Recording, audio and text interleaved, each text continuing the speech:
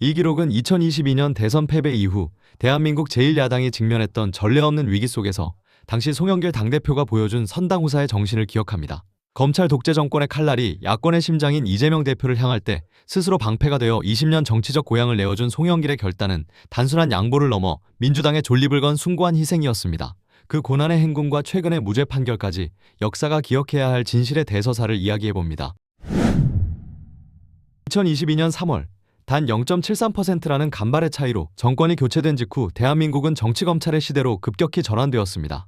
윤석열 정부와 한동훈 법무부 체제 하에 검찰은 대선 후보였던 이재명을 향해 전방위적인 압박 수사를 개시했습니다. 대장동, 백현동, 성남FC 등 과거의 모든 행적이 수사선상에 올랐고 수백 번의 압수수색이 쉴 새 없이 이어졌습니다. 당시 이재명 상임고문은 국회의원 신분이 아니었기에 불체포 특권과 같은 최소한의 방어권조차 갖지 못한 상태였습니다. 검찰은 이 빈틈을 놓치지 않고 그를 구속기소하여 정치적 생명을 완전히 끊으려 혈안이 되어 있었습니다. 송영길 대표는 이 상황을 제1야당의 대권 후보를 사법사냥의 제물로 바치려는 무도한 폭거로 규정했습니다. 그는 이재명이 무너지면 민주당이 무너지고 민주당이 무너지면 대한민국의 민주주의가 종말을 고할 것이라는 절박한 위기의식을 가졌습니다. 검찰의 목표는 단순한 수사가 아니라 야권의 구심점을 제거하여 장기 집권의 토대를 마련하는 것이었음을 간파했기 때문입니다. 더욱 가슴 아픈 일은 민주당 내부의 분열이었습니다. 이낙연 전 대표를 중심으로 한 비명계 반명계 세력은 대선 패배의 책임을 이재명에게 돌리며 그를 당 밖으로 밀어내려 했습니다. 이들은 검찰의 수사를 오히려 반기듯 이재명의 사법 리스크를 부각하며 당과 후보를 분리해야 한다고 주장했습니다. 심지어 일부 의원들은 검찰의 체포 동의안이 올 경우 가결을 시사하는 발언을 서슴지 않았으며 이재명이 국회의원 보궐선거에 출마하려 하자 명분 없는 출마, 방탄 출마라며 언론과 합세하여 맹비난을 퍼부었습니다. 이들은 이재명을 검찰의 칼날 앞에 홀로 세워두어 사실상 사법적 처형을 당하도록 방치하려 했습니다. 민주당의 간판을 지켜야 할 이들이 오히려 검찰의 논리에 동조하며 동지를 등 뒤에서 찌르는 형국이었습니다. 송영길 대표는 이러한 내부의 비겁함에 분노하며 당대표로서 이 분열을 막고 이재명을 당의 중심부로 끌어들여 보호해야 한다는 역사적 사명을 절감했습니다. 송영길에게 인천 계양을은 단순한 지역구가 아니었습니다. 2000년 정계 입문 이후 5선 의원을 지내고 인천광역시장을 역임하게 해준 정치적 요람이자 심장과도 같은 곳이었습니다. 계양의 골목골목마다 그의 땀방울이 서려 있었고 주민들은 그를 가족처럼 아꼈습니다. 하지만 송영길은 이재명을 살리기 위해 이 소중한 터전을 내어놓기로 결심했습니다.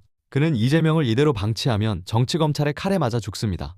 내가 나중에 죽어서 김대중, 노무현 대통령 얼굴을 어떻게 보겠습니까? 라며 측근들의 만류를 뿌리쳤습니다. 그는 당대표직을 사퇴하고 계양을 의원직까지 내려놓음으로써 이재명이 원내로 진입할 수 있는 유일한 안전한 길을 열어주었습니다. 이는 정치인으로서 자신의 생명을 연장하기보다 동지의 생명을 보존하기 위해 기득권을 완전히 포기한 한국 정치사에서 유례를 찾아보기 힘든 결단이었습니다. 계양을 내어준 송영길이 선택한 길은 꽃길이 아니었습니다. 그는 당내 비명계의 반발을 잠재우고 이재명 공천의 명분을 만들기 위해 당선 가능성이 지극히 낮았던 서울시장 선거라는 사지로 직접 뛰어들었습니다. 당시 오세훈 시장의 지지율은 압도적이었고 민주당에게 서울은 극심한 험지였습니다. 당선 가능성이 희박했던 서울시장 출마는 이재명의 계양 진입을 두고 쏟아지는 방탄 출마라는 비난을 자신에게 집중시켜 분산시키려는 전략적 희생이었습니다. 그는 서울시장 선거에서 패배할 것을 알면서도 이재명이 안정적으로 국회에 입성을 할 수 있도록 모든 정치적 공격을 감내하는 거대한 방어막이 되었습니다. 그는 서울 곳곳을 돌며 윤석열 전 정권의 폭주를 막겠다고 외쳤지만 사실상 이는 이재명이 국회에 입성할 수 있도록 모든 비난과 관심을 자신에게 집중시키는 방패 역할을 자처한 것이었습니다. 본인의 정치적 커리어가 단절될 수 있는 위기 속에서도 그는 단 한 번도 계양을 떠난 것을 후회하지 않았으며 오직 이재명의 당선만을 기원하며 외로운 싸움을 이어가갔습니다. 계양구에 이재명 후보를 출마시켜서 국회로 입성시킬 수 있었겠다는 이중의 목적이 있었죠. 왜냐하면 그때 이재명 후보를 밖에 놔뒀으면 무조건 검찰 독재 칼날에 정치적으로 사망했을 겁니다. 그때 윤호중, 박지현인가 그때 두 분 비대위원장 체제였는데 만약 이재명 후보를 성남 분당에 지금 안철수 의원 지역구에 전략 공천했으면 그때 졌어요. 그때 분위기로는. 그 지역구 자체가 보수적인 것이고 그래가지고. 그래서 저는 불가피한 선택이다 이렇게 생각했고 그래서 이재명 후보가 계양구에서 국회로 들어왔기 때문에 오늘이 있지 않았는가 이렇게 생각이 드는데요. 그때 제 심정은 이 소위 이낙연 후보와 그쪽을 지지했던 그 많은 의원들이 대선 때 제대로 뛰지도 않았으면서 대선에 가장 열심히 뛰었던 이재명 후보와 송영길한테 모든 책임을 넘기고 보궐선거에서 사실 정치적 사망까지 시켜버리면 당권을 다시 자기들이 잡을 수 있다. 이렇게 생각했습니다.